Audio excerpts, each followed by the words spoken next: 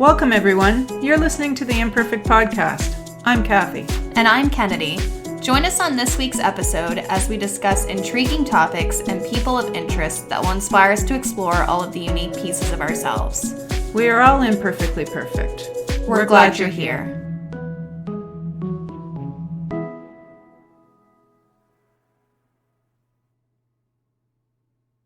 Hello, and welcome back to our next episode of the ImPerfect Podcast.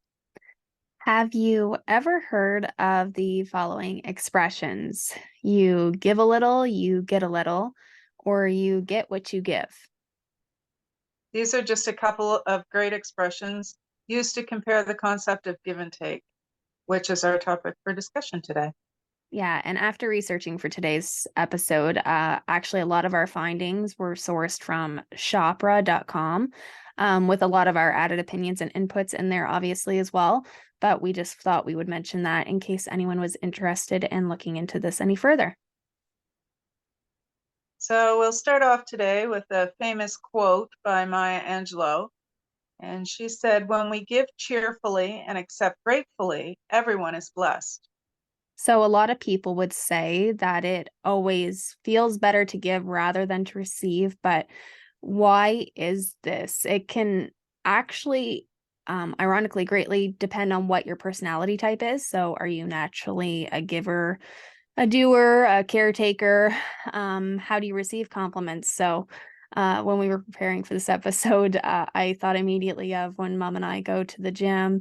When she's on her way out the door, I go, "Mom, I'm so proud of you." And she does this like face and, "Oh, that's so hard to accept." And I'm like, "Why?" And she's like, "I don't Yeah, know. It's just weird." it's weird. It is weird for me to have people say that I'm proud of you.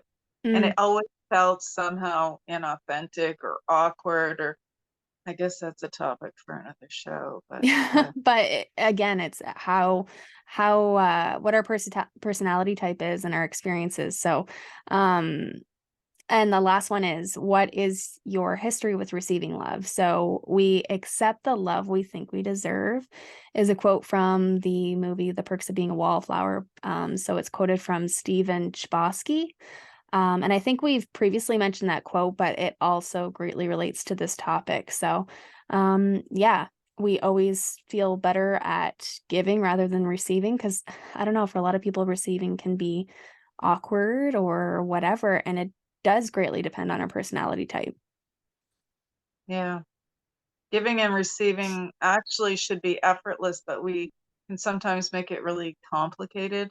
If Hmm. it's done with ease, you could maybe look into further as to why it's a little more difficult for you on one end or the other. Yeah. And something that I didn't really consider until looking into this topic is we're actually, at least I was, a lot of my friends were, a lot of us are always taught growing up how we are supposed to give to others, but we very seldom are taught how to receive things properly. And I didn't really consider this till reading that online. It was just like, yeah, that's so true. It's a skill kind of in a weird sense. It's unless you're taught how to receive properly. But we're taught how to give to others a lot of the time. Yeah, I know myself, often we're excited to, or speaking personally, I might have something to give to someone, and there's a bunch of different emotions associated with that as opposed to being on the receiving end. Like you're a little, I think giving, maybe you're a little more up here, and then Mhm. receiving, you're down a few steps. I never realized that until I just said it now. That's a good way to put it too. You kind of feel inferior when you receive versus giving, you feel on top. When what is that? It's kind of weird. Yeah. Yeah, it is kind of weird, actually. Yeah. So it's important to learn though that we can't pour from an empty cup. We hear that expression all the time. But you need to fill yourself up. So what I mean by this is you can't constantly pour from an empty cup, so to speak. So if I'm going to give my time to someone, if I'm going to give gifts to someone, if I'm going to give compliments to other people, but I have a hard time or never receive that in return, I am eventually going to feel depleted or like I'm not appreciated at all. So it's this quite literally give and take, right? Yeah, sort of like a ping pong game, right? Yeah, exactly. Exactly. Yeah. Yeah. Yeah. So So, the concept of giving, we're going to look at that a little bit. You need to maybe look at why you're giving.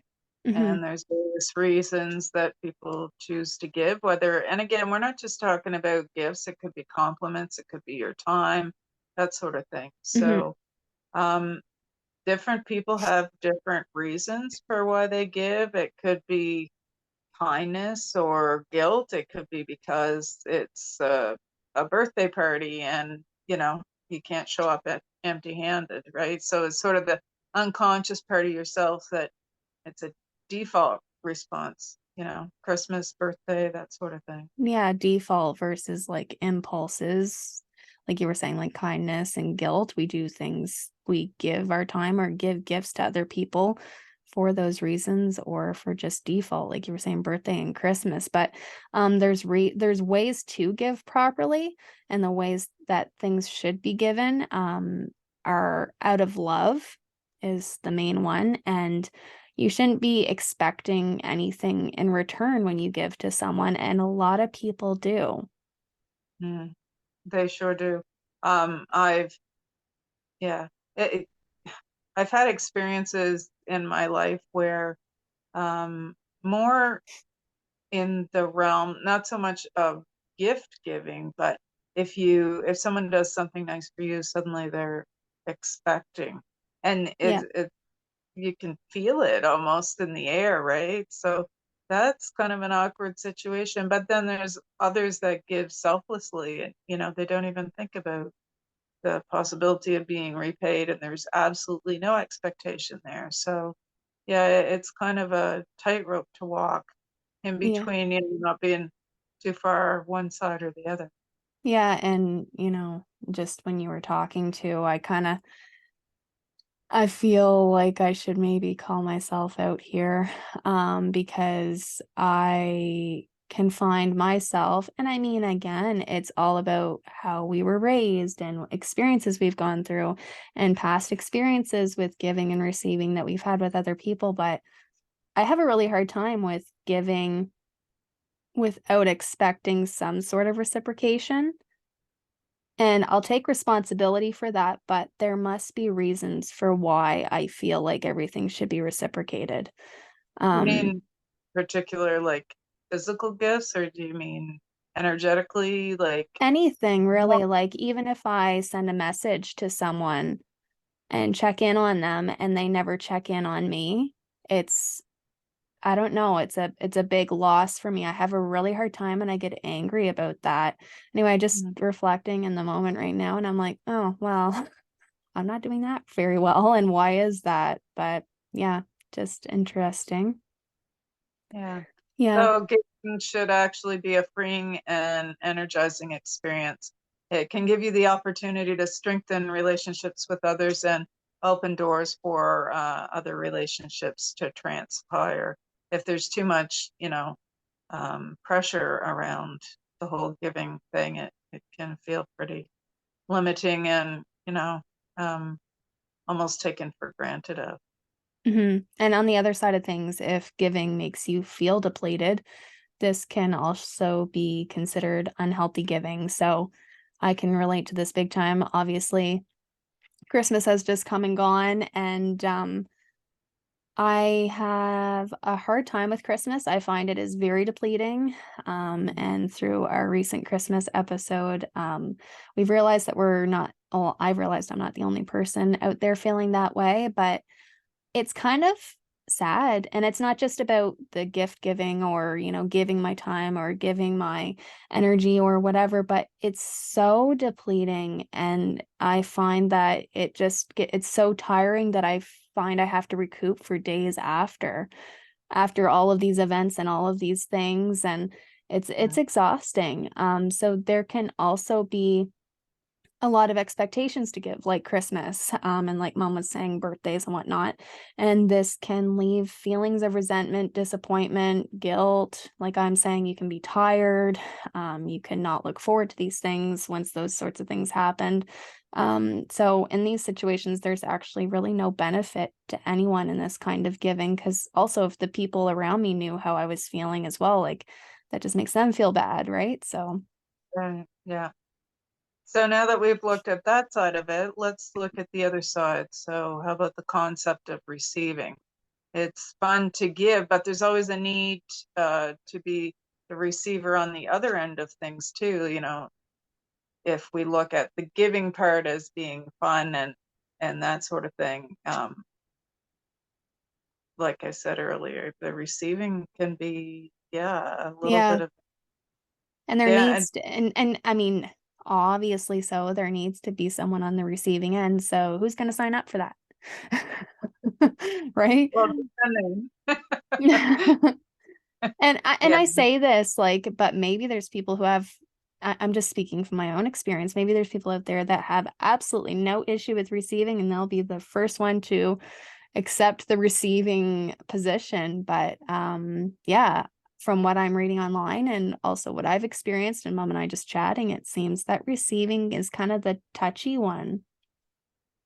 yeah, it can be, I guess, again, depending on what the circumstance is. I mean, there's people who are just give, give, give, give, give, and then there's others we all know who are take, take, take, take, take, Yeah, right? So, exactly.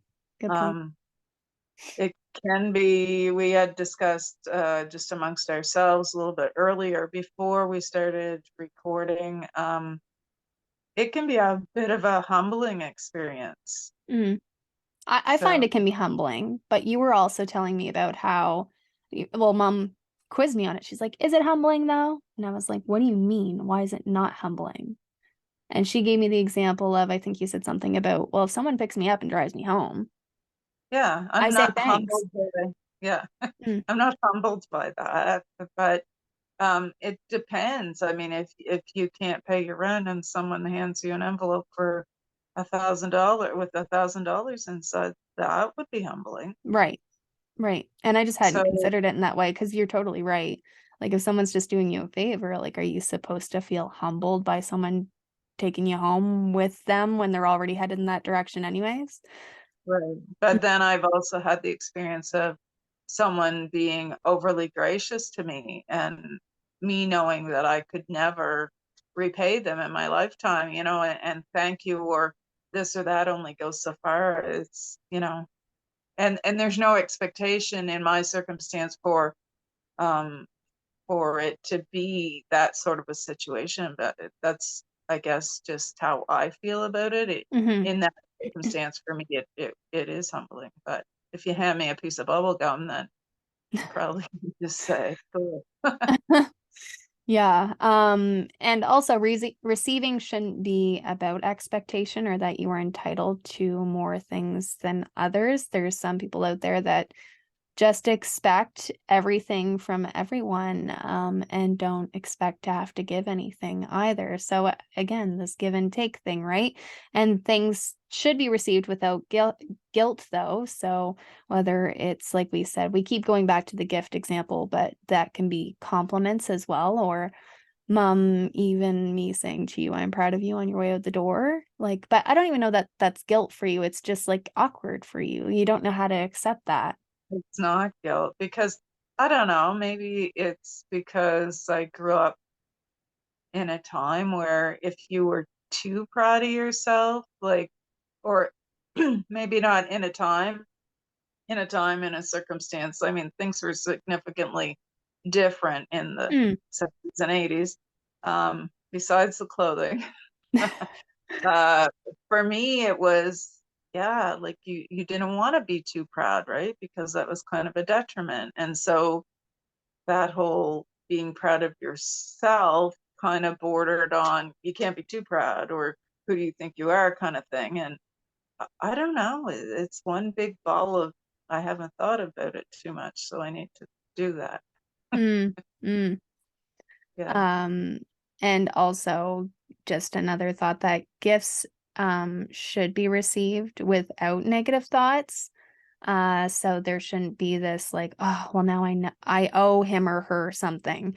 And so something that came up in my mind that I wanted to quickly mention was that whenever I received something from someone, I was always taught growing up that you are to thank someone for giving someone something, or like if you receive something from someone, you're supposed to thank them. I mean, naturally so. And it is an important practice. What's that? More physical gifts. So you're talking about Yeah, in I'm this just talking, this is, yeah, in physical gifts, circumstances is what I'm talking more so about.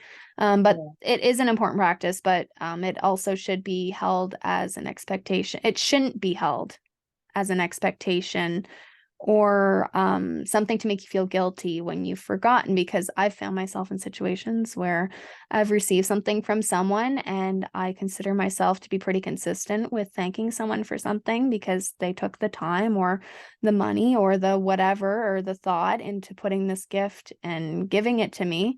But sometimes we forget. I mean, we're human and we make mistakes, and I found myself forgetting sometimes, and then, I'll find myself a month later or whatever, and then I feel like absolutely super guilty about receiving this gift and not thanking the person for it.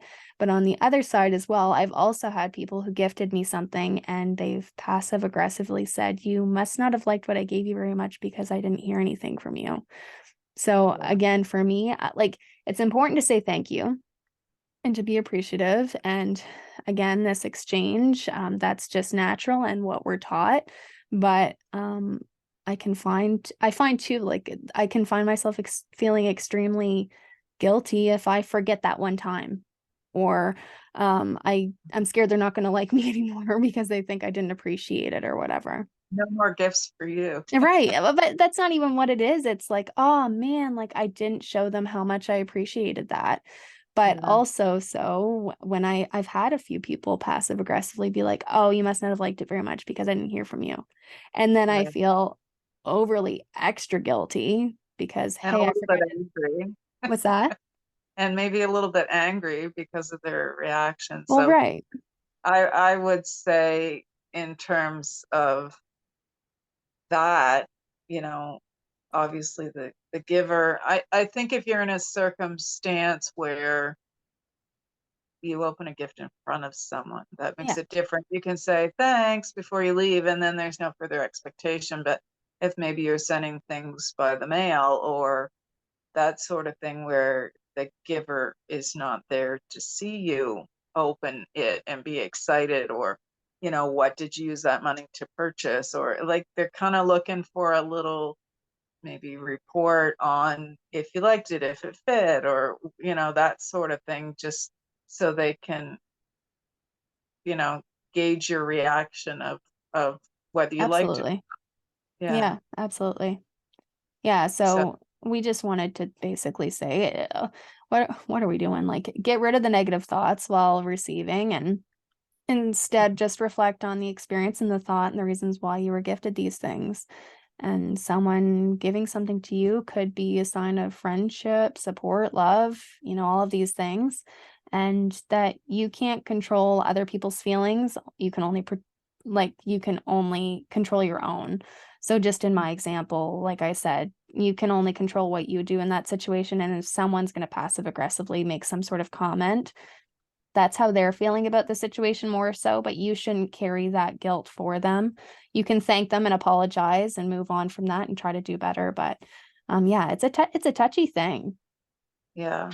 And another thing we had felt it was important to note is just because someone appears to be a giver, or maybe even does actually give a lot, it doesn't mean that they're necessarily a giving person or all their intentions are above board. So um, intention really matters a lot, whether it's in giving the compliment or the gift. We've all seen shows or people for that matter that give a compliment, but it's a little bit sideways, and it's meant maybe to embarrass more than it is to, or be sarcastic, that sort of thing. Or I guess gifting can be used as ammunition in some situations too, creating a little bit of conflict with others, maybe gaslighting perhaps. Yeah, I've So, actually had someone do this to me before. I mean, this is just one example that I can think of, but they actually had said to me that they had a Christmas gift for me, and then time had passed, and then they said they also had a Valentine's Day gift for me, and then a graduation gift, and then you keep going, and a birthday gift, and then eventually a year had passed, and there was another Christmas gift. But the reason I hadn't gone in that year's time is that they said I could only receive or open these gifts when I went to see them. And there was already some created conflict within that relationship. So they were using this, and I could see what they were doing. They were using this as an incentive to go and see them in order for me to receive these gifts. So it's kind of like hanging a carrot in front of a horse's face. So there's two things in this. Not only did I not want to receive gifts from this person, but they also made me feel guilty the longer it went on. So here we are a year later, and they've got a stack this high of gifts for me. And they made me feel guilty the longer it went on. And so it made me feel like they were trying to, eventually I thought, well, maybe they're trying to mend this relationship. So I finally caved, and I went to receive the gifts, some of them a year later, and the amount of guilt was overpowering because I knew that they weren't gifts out of love, but rather just it was a personal gain for that person. So, visually, physically, it appeared that they were an extremely giving person. Here are 6 gifts for you. But it was used as an incentive, and it was used in a situation to benefit them. yeah. Yeah, Hmm. so like a manipulation of sorts. Hmm. Because Exactly. sometimes people use gifts or promises of gifts, to manipulate other people. And then, of course, you have the other end of things too, where if you are the overgiver, that people can take advantage of you. They know they can get things from you, whether it's your time or your attention or your money, that sort of thing. Or there's also I think a lot of people, and not just kids, it used to always be depicted as the child that was being used by their friends to get this or that at the store, where so and so always had money. Hmm. But I know some adults too that, whether it's shame, guilt, or just desperate for friends, that they often are offering to pick up the bill all the time when they're with people from work. And to do that to a friend once in a while, if it's a bit reciprocal, is cool. But, if you're picking up the tab for 4 or 5 other people that are there eating their meal as well, just because you feel guilty or you feel you need that friendship so much that you're chronically doing this sort of thing, then, you need to look at maybe your position as receiving the gifts and wondering, maybe why you do some of those things, why you feel the need to overgive. Mm, I've found myself in situations like that too. That's a really good point. Um, Furthermore, we wanted to talk about, lastly, an extended view of give and take. So, a further and final dynamic is that give and take is an energy exchange. So one is not better than the other, and both are needed. So if you're missing one aspect of this energy flow, it doesn't function. So energy can become stuck. Hmm. This concept can be described in many simple terms or examples, but let's just simply look at nature. If we receive oxygen from the trees, we give them back carbon dioxide, or something as simple as, well, I say simple, but as common as insects pollinating the flowers, but in return they get the nectar back. Hmm. So all of nature actually is give and take, and all of these processes are needed for the continuation of the ecosystem. And I think our lives as well, we're just as much a part of nature as the trees and insects, for example. Yeah, and give and take is another great example of the flow of energy and the function of things. So Some may also have heard of the Chinese philosophical concept yin and yang. So this concept depicts that opposites of interconnected forces are needed for each to thrive. So one simply cannot exist without the other. So one example of that would be the male and female energies. Mm-hmm. And the yin yang that you were talking about is the circle with it sort of looks like fish, or the white fish, the black fish, and they fit one into the other. And in the black, there's a little bit of white, and in the white, there's a little bit of black, and the forces are always going back. That's the whole concept of that. So they're both interconnected flows, and giving and receiving energy as necessary. They need each other, I guess, is the whole point. Yeah. And we give to connect to others. So for so many, this comes more naturally, but I guess it's why it's important to reflect on yourself and how well you give or take, and let others show you appreciation or love, and how you also do that for them. Yeah, and quite simply, to receive is to allow energy to come to you, the same that giving is for energy to go back out again. So again, this constant flow. Yeah, yeah. The ocean tides, I mean, they go out, they come in, the seasons, they're cyclical, day and night, that sort of thing. So, it's the flow of things. And I know personally, I can, just from doing this episode, it's kind of neat because we set out on an adventure to do an episode, and I mean, we don't wear our Tilly hats and have walking sticks or anything, but we we go out into the wide world of the internet, or books we have or whatever, to research on certain topics, and but often it's an education for ourselves as well. Yeah. Yeah, so that's all we actually had for today's episode, but we did want to take this opportunity and thank you all for the time that you give to yourselves and to us in listening to our podcast episodes and staying connected with us.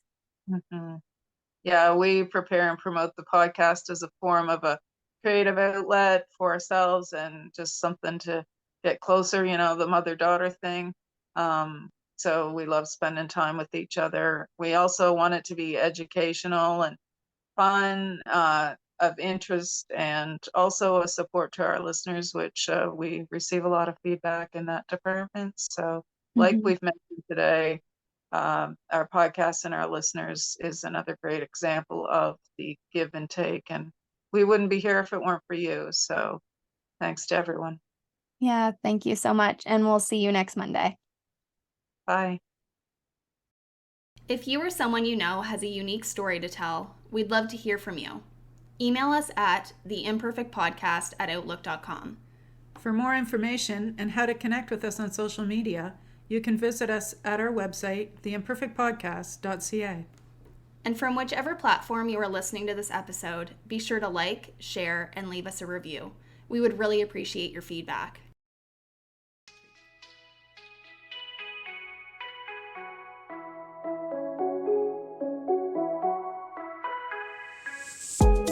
Thank you so much for listening to today's episode. We look forward to hearing your feedback and seeing you all find that extra joy and embrace your own imperfect. See you next week.